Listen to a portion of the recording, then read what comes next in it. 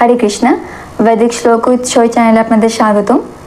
আচ্ছা, পাঠ করছি দ্বিতীয় অধ্যায়ের 31 নং শ্লোক। শুরু করছি। মুখবন্ধ ওং অজ্ঞানতিমিরন্ধস্য জ্ঞানাঞ্জনশলাকয়া চক্ষুরুন্মিলিतं যেন তস্मै শ্রীগুরুবে নমঃ। শ্রীচৈতন্যমনঃভীষ্টং স্থাপিतं যেন ভূতলে স্বয়ং রূপः কদা মহ্যং দদাতি স্বপদান্তিকं। বন্দেহং শ্রীগুরুः শ্রীযুতপদকমलं শ্রীগুরুन् বৈষ্ণবাংশ শ্রীরূপং সাগ্রজাतं সহগণ রঘুনাথান্বিतं তং সজীবং সদ্বৈতং সাবধূতং পরিজন সহিতং কৃষ্ণ চৈতন্য দেবং শ্রী রাধা কৃষ্ণ পাদন সহগণ ললিতা শ্রী বিশাখান্বিতাংশ্চ। হে কৃষ্ণ করুণা সিন্ধু দীনবন্ধু জগৎপতে গোপেশ গোপিকাকান্ত রাধাকান্ত নমস্তুতে। তপ্ত কাঞ্চন গৌরাঙ্গী রাধে বৃন্দাবনেশ্বরী বৃষভানুসুতে দেবী প্রণমামি হরিপ্রিয়ে। বঞ্চকল্পতরুভ্যশ্চ কৃপা সিন্ধুভ্য এব চ পতিতানাং পাবনেভ্যো বৈষ্ণবেভ্যো নমো নমঃ। জয় শ্রীকৃষ্ণ চৈতন্য প্রভু নিত্যানন্দ শ্রী অদ্বৈত গদাধর শ্রীবাসাদি গৌর ভক্তবৃন্দ। হরে কৃষ্ণ কৃষ্ণ কৃষ্ণ হরে হরে, হরে রাম রাম রাম হরে হরে। দ্বিতীয় অধ্যায় সাংখ্যযোগ, শ্লোক নং 31।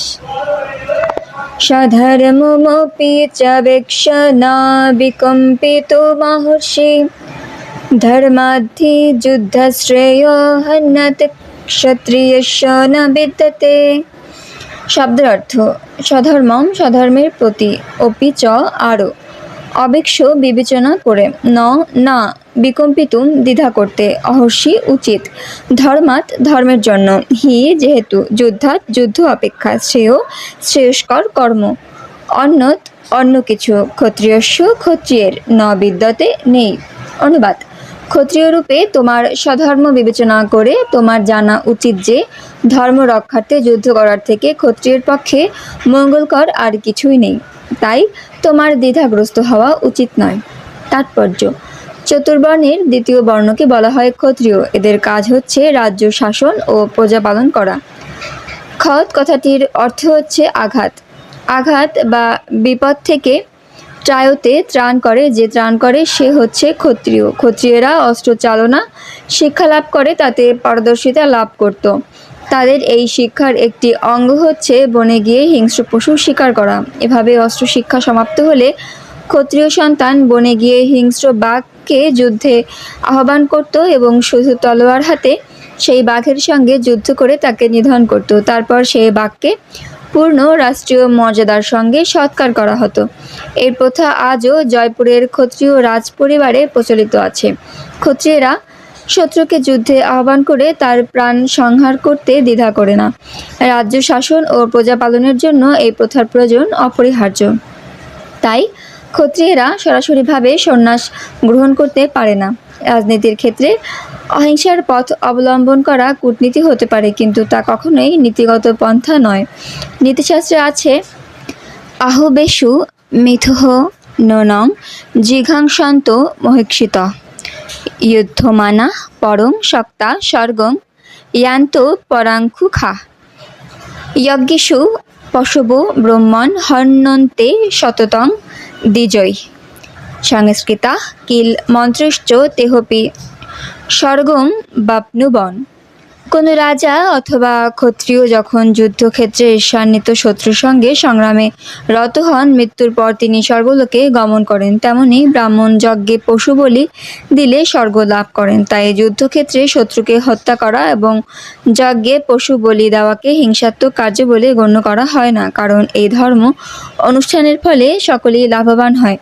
যজ্ঞে উৎসর্গীকৃত পশু জৈব বিবর্তনের মাধ্যমে ধীরে ধীরে উন্নত থেকে উন্নততর জীবদেহ ধারণ না করে সরাসরিভাবে মনুষ্য শরীর প্রাপ্ত হয় এবং সেই যজ্ঞের ফলে দেবতারা তুষ্ট হয়ে মর্ত্যবাসীদের ধনেশ্বর্য দান করেন। সুতরাং ধর্মাচরণ করলে এভাবে সকলেই লাভবান হয়। স্বধর্ম দুই রকমের। জড় বন্ধন মুক্ত না হওয়া পর্যন্ত জীবকে শাস্ত্রের বিধান অনুযায়ী তার দেহের ধর্ম পালন করতে হয় এবং তার ফলে সে জড় বন্ধন থেকে মুক্ত হয়।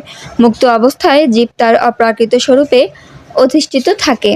তখন আর তার দেহাত্মবুদ্ধি থাকে না, তাই তখন তাকে জড়জাগতিক অথবা দেহগত আচার অনুষ্ঠান করতে হয় না। শাস্ত্রের বিধান অনুযায়ী বদ্ধ অবস্থায় দেহাত্মবুদ্ধির স্তরে জীবের ব্রাহ্মণ, ক্ষত্রিয়, বৈশ্য ও শূদ্র এই 4টি স্তর থাকে এবং তাদের স্ব স্ব ধর্ম থাকে এবং এই ধর্ম আচরণ করা অবশ্য কর্তব্য।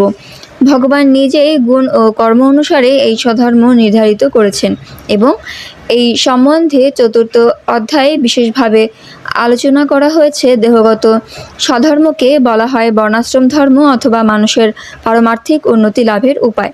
বর্ণাশ্রম ধর্ম অথবা জড়া প্রকৃতির নির্দিষ্ট গুণ অনুসারে প্রাপ্ত দেহটির দ্বারা অনুষ্ঠিত বিশেষ কর্তব্যকর্মের স্তর থেকে মানব সভ্যতা শুরু হয়। জীবনের প্রতিটি ক্ষেত্রে উচ্চ কর্তৃপক্ষের নির্দেশ অনুসারে এই বর্ণাশ্রম ধর্ম আচরণ করার ফলে মানুষ ক্রমে ক্রমে উচ্চ থেকে উচ্চতর জীবন প্রাপ্ত হয়ে অবশেষে জড়বন্ধন থেকে মুক্ত হয়। হরে কৃষ্ণ। পাঠ করলাম 2য় অধ্যায় সাংখ্যযোগ, শ্লোক নং 31। পরবর্তী শ্লোক নিয়ে আবার উপস্থিত হব। আজ এ পর্যন্তই। হরে কৃষ্ণ।